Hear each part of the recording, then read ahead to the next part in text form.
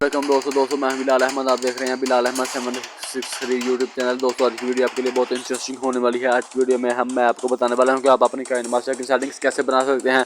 आप अपनी काइनमास्टर की अपनी फ़ोटो पर काइनमास्टर से जो पॉइंट है वो कैसे लगा सकते हैं। जी हाँ दोस्तों, आपने बहुत सारे दोस्तों को देखा होगा कि वो भी अपनी तस्वीर पर कभी किसी ने शायरी लिखी है, लेकिन कभी किसी ने कोई फ़नी जोक लगाया है, लेकिन आपको नहीं पता। इसलिए मैं आपको बताने वाला हूं कि आप कैसे कर सकते हैं। दोस्तों आपसे गुजारिश है कि आपने अभी तक हमारे चैनल को सब्सक्राइब नहीं किया तो हमारे चैनल को सब्सक्राइब कीजिए, ताकि हमारी हर आने वाली वीडियो आप तक जल्दी से जल्दी पहुंच सके। चलिए दोस्तों, अपना टाइम देखे बगैर अपनी वीडियो की तरफ चलते हैं, अपने टॉपिक की तरफ चलते हैं। तो चलिए दोस्तों, हम चलते हैं अब अपनी मोबाइल स्क्रीन की तरफ।